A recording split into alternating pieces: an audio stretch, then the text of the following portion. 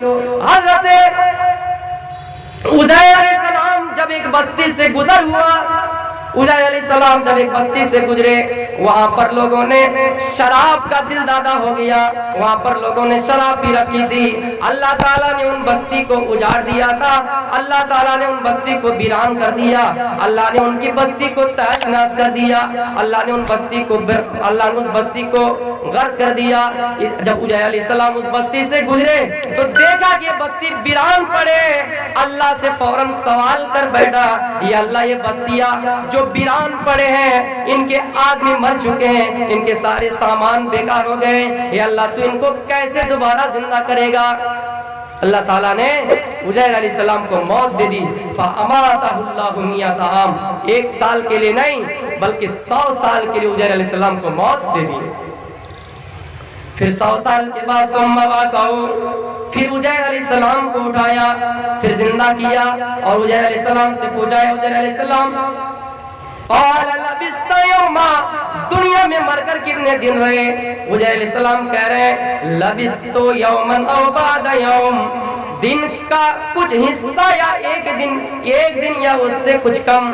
यानी बताते हैं, तफसीर वाले लिखते हैं कि हजरत उज़ैर अलैहिस्सलाम को जब अल्लाह ने मौत दी, वो सूरज निकल रहा था, सूरज के तुलू होने का वक्त था। अल्लाह ताला ने इस टाइम में उज़ैर अलैहिस्सलाम को मौत दी और शाम के सूरज गुरूब होने से पहले अल्लाह ताला ने उज़ैर अलैहिस्सलाम को जिंदा किया।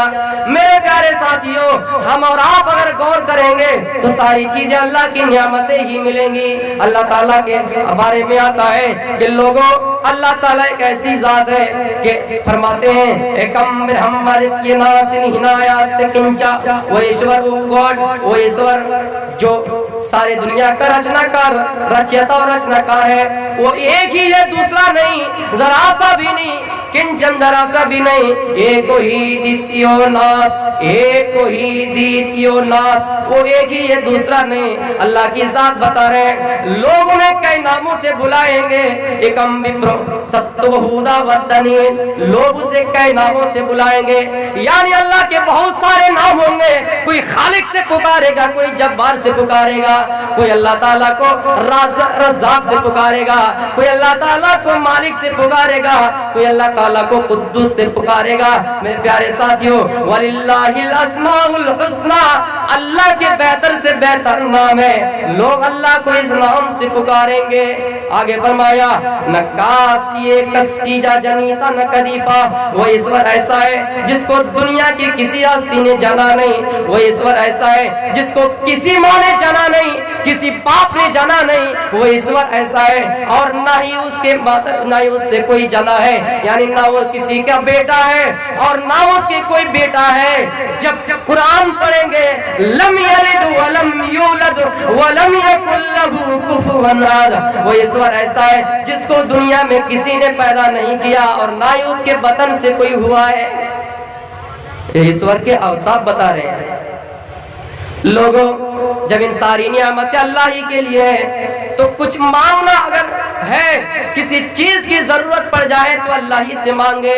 या चितियो पिम्मिम्मा नस्तस्मा देवी सोड़ी रिसा, ईश्वर से ही मांगे, कोई दूसरा देने वाला नहीं है, कोई देवी देवता तुम्हें कुछ देने वाला नहीं है। कुरान में उदऊनी अस्तजिब लकुम, ऐ लोगों, कुछ मांगना है तो मुझसे ही मांगो, बेटा बेटी मांगना हो तो मुझसे ही मांगो। अगर तुम्हें सेहत चाहिए तो अल्लाह ही से मांगो। या अल्लाह, हमारी जिस्म में कमजोरी है, हमारी तबीयत में नासाज, ये अल्लाह साजगार कर दे। इन सारी चीजों को अल्लाह ही से मांगनी चाहिए। इन क्योंकि सारी चीजों का रचनाकार और रचयिता अल्लाह ही है, कोई दूसरा नहीं है। ला इलाहा इल्लल्लाह हल्ले पापन इल्लल्लाह परंपरा, तू जो चाहे स्वर्ग जपेदा मोहम्मद, उस ईश्वर के अलावा कोई दूसरा माबूद नहीं है। हाँ, अगर किसी इंसान को जन्नत जाना है, किसी इंसान को पर्दन नगर जाना है, किसी इंसान को अगर पैराडाइज के अंदर जाना है तो मुहम्मद रसूलुल्लाह के शरीयत को अपनाना है, मुहम्मद रसूलुल्लाह के शरीयत को फॉलो करना है। इसलिए कि रामचरित्र मानस में लिखा है, तब तक सुंदर मद्दी को या बिना मोहब्बत पार ना हो, या मोहम्मद के अलावा कोई दूसरा रास्ता नहीं है।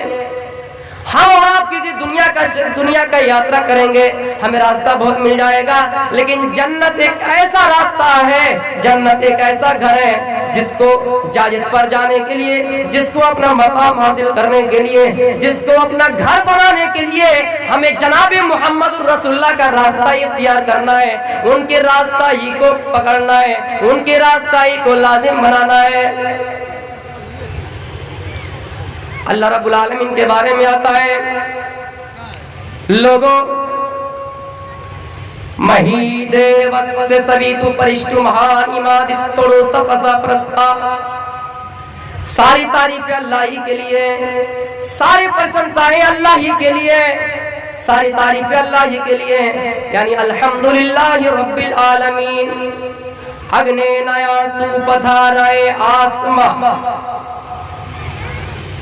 ईश्वर तू हमें सीधी राह की तरफ चला। ईश्वर जो इस्लाम का रास्ता है, जो सीधा सीधा मर गए, उसी पर हमको चला। यानी जब हम सूरह फातिहा पढ़ेंगे, इहदिनस सिरातल मुस्तकीम, आए खुदा तू हमको सीधी रास्ते पर चला।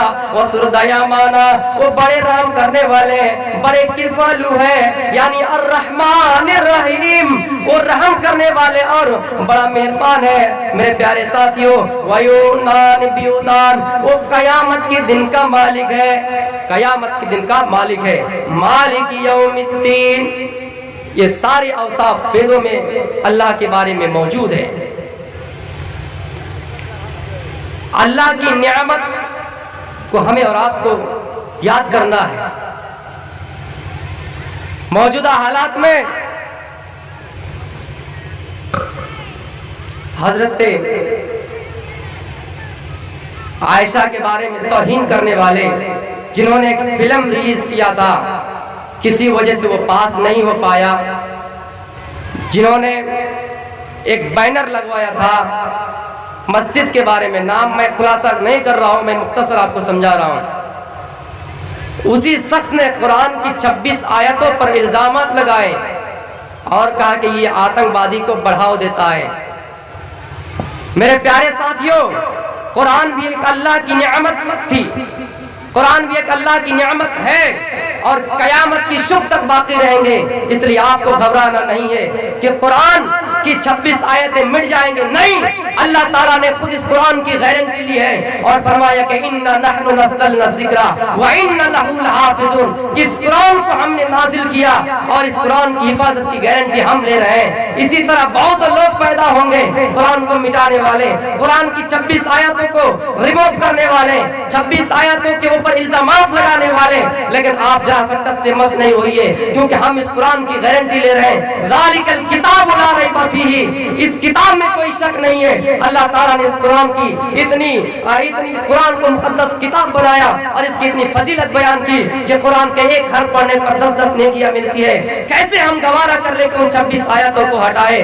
मेरे प्यारे साथियों, इस कुरान की हिफाजत करने के लिए कुरान के अंदर 114 सूरतें हैं। हम अपने जिस्म के बॉडी को 114 हिस्सों में बांटेंगे और एक एक बॉडी, एक एक जिस्म को हम कुरान की सूरतों में, कुरान की सूरतों की हिफाजत करने में लगा देंगे।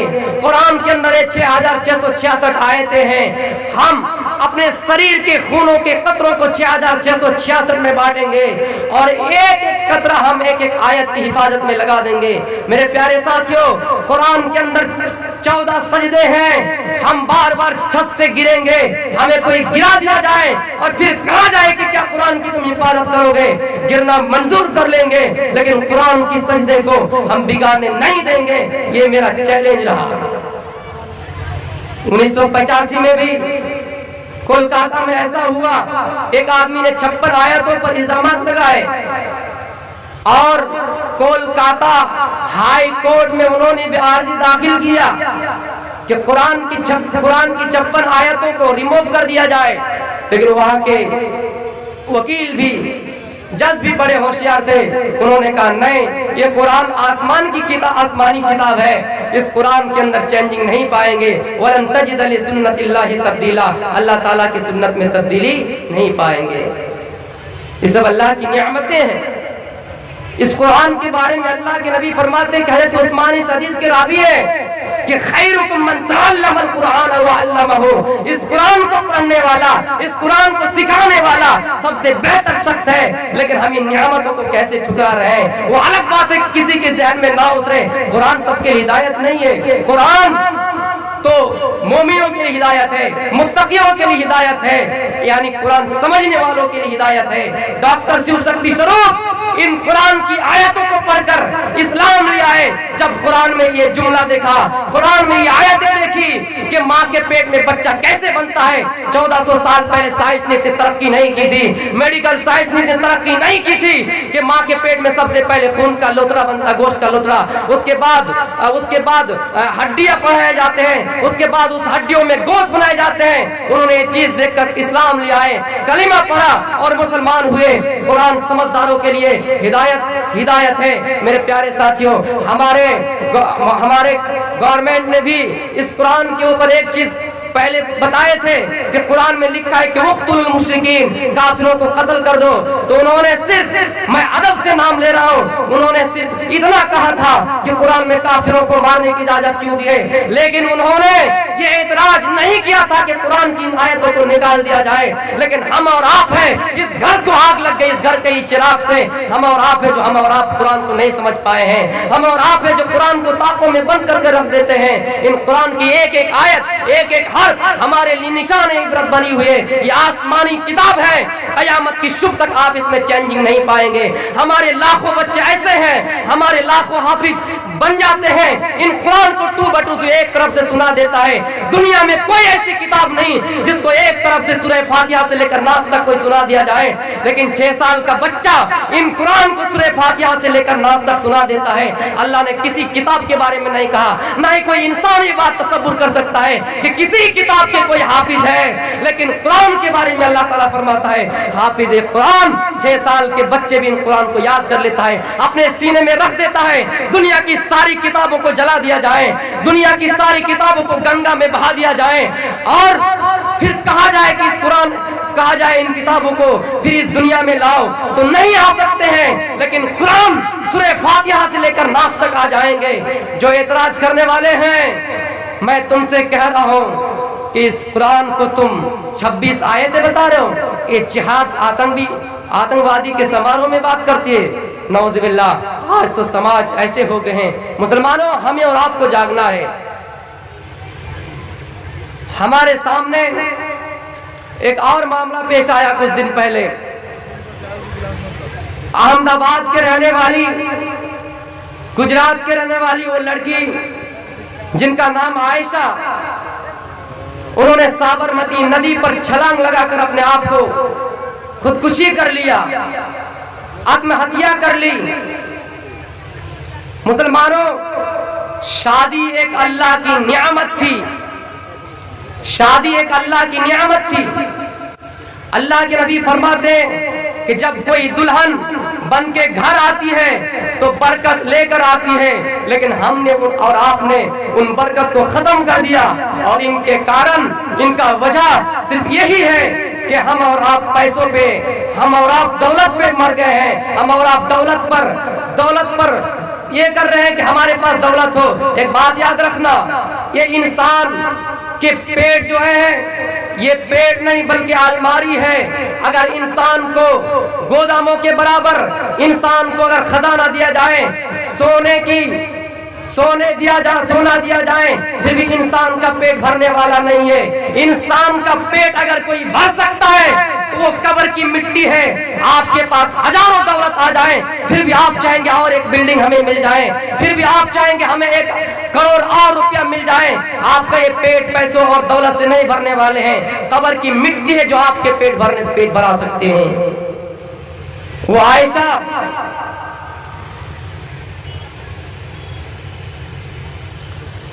मेरे प्यारे साथियों, टाइम खत्म होने जा रहा है। राम और सीता के बारे में कुछ बता नहीं पाए। मैं 15 मिनट टाइम और चाहता हूं। तो राम और सीता की कहानी, एक मियाँ बीवी की कहानी बताए जा रहे हैं। और सीता का जन्म मिथिला के राजा जनक जब एक मर्तबा कहसाली पड़ा, उन्होंने एक पंडित से मशवरा किया कि क्या किया जाए। पंडित ने मशवरा दिया राजा जनक को कि हाल चलाया जाए खेतों में। जब उन्होंने हाल चलाया तो नीचे संदूक मिला, बक्सा मिला, उसके अंदर सीता मिली और हाल के पौड़े को, उनके लकीर को सीता कहते हैं और उसी से सीता का नाम सीता पड़ गया। सीता की शादी राम से 6 वर्ष की आयु में 6 साल की उम्र में शादी हुई। जब कैकेयी ने, राजा दशरथ की बीवी कैकेयी ने राम को 14 वर्ष का वनवास दिया। राम अपने भाई लक्ष्मण के साथ वनवास चले गए, अपने साथ सीता को भी लेकर वनवास चले गए। मेरे प्यारे साथियों, रावण सीता को हरार करने के लिए अपने मरीच मामा के साथ गए। मरीच मामा ने हिरण का रूप धारण कर लिया और सीता को हिरण पसंद आ गया।